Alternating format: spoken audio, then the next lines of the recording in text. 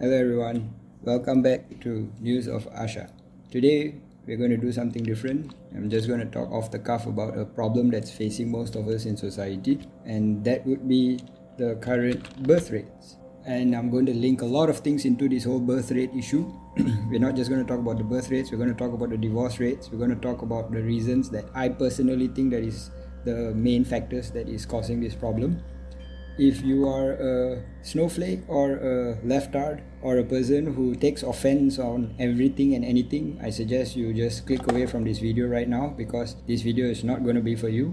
This video is for people who feel like there's something wrong that's going on in the world, and they feel like they can't talk about this to anyone, and maybe they share the same opinions, and I would like to give my opinion. Maybe it might resonate with some people, maybe it might not, maybe you'll agree, maybe you disagree.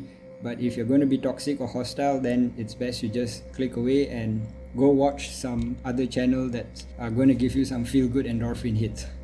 Let's go through most of the news that's happening in the world today in terms of the birth rate. So South Korea's birth rate at a record low despite rebound in marriages. So that's one article right here. Wall Street Journal, there's another article. On the Wall Street Journal, China's fertility rate dropped sharply, study shows. Thailand's low birth rate affecting enrollments at Thai universities. That's another article. Low fertility trap, why Italy's falling birth rate is causing alarm. Well, this is not a problem that's just affecting one part of the world. As you can see, it's South Korea, Thailand, Italy, it's all over the world. Even Pope Francis has something to say. He's like, he warns people, pets must not replace children in Italy. Bad news for one of the world's lowest birth rates prognosis. This is probably for Japan. Japan seems to be the poster child for the drop in birth rates, because they've been experiencing it for the longest time compared to most other countries in the world. Most other countries are actually now coming up and keeping up, and most of them are probably going to overtake Japan, like South Korea and Singapore and Hong Kong have already overtaken Japan in terms of lower birth rate. Birth rate in England and Wales dropped to the lowest in 2 decades. This is another article. In Japan, a third of today's 18-year-old women may not have children. So that's 30% of women in Japan might not have children. And this is just possibly an optimistic assessment of the future. Unlikely for this to actually be true, because I'm guessing more women will actually, more than 50% of women will not have children. And here's a simple graph showing from the 1950s all the way till today. The birth rate has dropped from an average of about 5, during the baby boomers period. And now, during our current Gen Z and our modern era at 2023, we are at 2.418. So this is the world's birth rate, and you can see a very sharp decline. This projection is most likely not very accurate, because it's just probably going to fall off a cliff very soon. So what I would like to bring up and talk about is how this problem is actually not something that most people are not paying attention to. Clearly, there's a lot of attention being paid to this current problem that we are facing. Unfortunately, not many people are actually talking about the fundamental causes and reasons to why there is a low birth rate. It's usually government policies, or let's ask ChatGPT and see what ChatGPT has to say about this. So the main factors that's usually talked about is economic factors. Now, changing gender roles, that's a very big one actually. In fact, in my opinion, one of the biggest factors to the current problem that we are facing would be the changing in gender roles, urbanization and lifestyle changes, access to contraception and family planning, delayed marriages, educational attainment, and so forth, so on.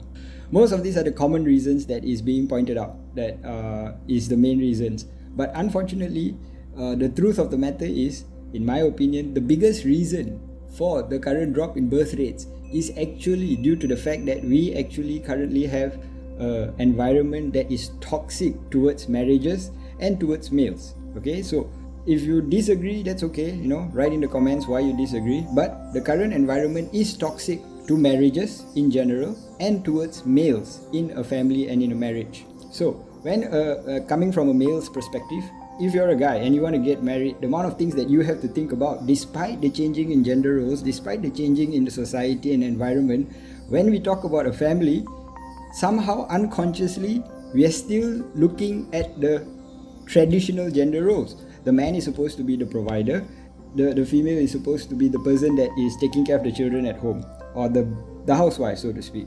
And despite that this is a taboo topic to talk about, it's taboo to say that a woman is supposed to stay at home and take care of the children. In this era, women are just as empowered as men to do what men and can do exactly what men can do. It is taboo to talk about these things. But when you enter the environment of getting into a marriage, that actually is an unconscious desire that we all have. Whether you're a male or a female, when you enter the marriage, the expectation is the man has to provide and the female has to stay at home and raise the kids. Now, this is the expectations that we have. Unfortunately, what we have learned over the years is this is not actually the case. What is actually happening right now is when you get into a marriage, economically, both parents have to work because they can't even support themselves. So, when both parents have to work, when both the male and female have to go and work, there is no time to raise a child or to have children. Okay, so that would be the economic factors that is causing this current low birth rates. Or at least this is one of the main factors that everyone can agree on. The economic factors is making it unviable for a couple to actually have children due to the cost of living that is rising exponentially. That is also not the biggest problem, because one of the secondary problems that is facing the current society is marriage rates. Marriage rates have dropped and plummeted off a cliff. Nobody's getting married anymore. Okay, and why are people not getting married? That's an interesting question, you see. And that is because the cost of getting married and the risk to reward of marriages has also changed. It used to be that in a traditional family, the cost, the rewards and the sacrifices made by both parties in order to have a family used to be completely different but balanced. And this difference is actually a good thing. Unfortunately, we live in a world now where everything has to be equal. Equal does not give you the opportunity to have differences. So if a man works, the woman has to work. If the man is paying for half of the house, the woman has to pay for half of the house. If the man is doing something, the woman has to do the same thing. And this equality that we have been promoting for the past 40 or 50 years through women empowerment has caused a circumstance whereby we are no longer looking at a balance whereby one party brings one aspect of a circumstance to a table and another party brings a different aspect to the table. Now we are looking at both parties bringing the same aspect, and that is a financial aspect. Everyone is talking about empowerment and how women needs to be able to earn as much and go to work and do everything just as much as men can. And they have made major strides in this particular field. Most women now are earning just as much as men. In fact, college rates in the world, there are more females in colleges than there are males. So clearly, women have made so much stride in our society to the extent that now we no longer have women in our society, we just have men. All the women have become men. And now that we only have men in the society, how do we expect men and men to get married? You need a woman to have children. But somehow, this equality thing doesn't seem to allow that to happen. Now, I'm not saying that we should not strive for equality. The problem is we need to understand that equality has its pros and has its cons. We need to strive for balance. Now, balance is unfortunately a topic that is not brought up. It seems to be taboo if you want to talk about two different parties doing two different things and bringing two different things to the table. No, that's taboo. It has to be equal. What I'm doing has to be equal to you. And this unfortunate inability for people to talk about these problems and about these differences is now becoming a cultural issue. And this cultural issue has now spilled over to the birth rates. And based on what everybody is saying, in the next 20 to 30 years, our population is going to collapse. Well, there is pros and cons even to that. If the population declines, then there will be more stuff to go around for everyone. The only people that has to worry about the population decline is not the younger generation.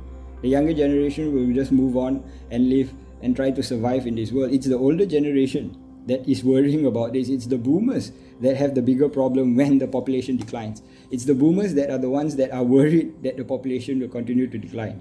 And the reason the boomers are actually the ones that are worried and the ones that are now sounding the alarm and making a whole big fuss and you young millennials need to go and get married and have children. And the reason they're making a big fuss is because you need the younger generation to contribute to the economy in order to pay for their old age retirement and their old age pension funds and services.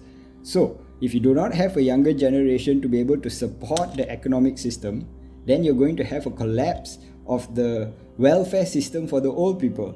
And now we've reached a point in society where there are way more older people than there are younger people. So the older people are freaking out. They're freaking out because there's no more younger people to be able to contribute to the economy in order to give them their free stuff. So the people that are actually making a big fuss and complaining about this are not the younger generation. The younger generation doesn't seem to have a problem that the birth rates are dropping. The younger generation doesn't seem to have a problem that the marriage rates are dropping. In fact, one of the advantages of the fact that there are less marriages is because now people are taking more time deciding on their partner, which means the divorce rates are also dropping. There are less divorces now than there was in the baby boomers generation. Unfortunately, despite having a low marriage rate, that there are less divorces and there are actually families now that doesn't have to worry about getting divorced, most men do not wish to get married simply because the incentives are not aligned. There is no reason for a man to get married now simply because men and women have different wants and needs. This difference in wants and needs is not recognized or not talked about in society. It's brushed under the rug. It's all about, let's give incentive, let's have more childcare support, let's have tax deductions, let's make sure that companies pay for the childcare and have a company have a daycare center in their office. All these solutions does not address the elephant in the room. In order to have a family and to have children, we need to have a balance. But because the promotion of equality has reached a crescendo, we have reached a point whereby we can't even talk about these things. And in order to solve this problem, it is not about providing daycare centers in offices. It's not about giving incentives to couples so that if you have more children, we'll give you a bit of extra money or some tax deductions. That does not ensure a healthy relationship of a family and a child. All that does is incentivizes people to be sheep that gives birth to more slaves. And the younger generation is well aware that, oh, so you want my wife and myself to work and have a child that we send to a daycare center. We have no time to spend with our child. We have no time to raise our child. And eventually my child is now going to end up in the slave environment that we are now struggling and slogging to make ends meet. Nobody wants to do that. Nobody wants to bring a child into this type of environment. And this is not being addressed. So if you're a politician, which is unlikely because my channel is still new and not many people watch it, but if you're someone who is in a position of power, please try to recognize that the solution is not about providing daycare centers in offices, or it's not about giving incentives and tax breaks to couples who have children. No, it's about recognizing that we as a society require balance between the two sexes, not equality. We've got equality. We've already reached the peak of equality. Okay? In fact, equality needs to take a reverse because we need more men in colleges. We need more men to have incentive to go and work. We need more men to actually stand up and do something for themselves in their lives. Okay? But men are not interested in doing any of this because there doesn't seem to be a future for them. There doesn't seem to be a need for them to go out and earn money. None of this makes sense to a man these days simply because, well, I don't need to have a family. You know, everyone's not having a family. If I get a wife, she expects me to earn 6-7 figures nowadays. You know, if you don't earn 6-7 figures, sorry, I'm not interested. So that basically eliminates 90% of the men out there. So men have pretty much resigned to accepting that equality has destroyed the social fabric between the relationships of men and women. And due to this destruction of the social contract between men and women, daycare centers or incentives, tax incentives are not going to help.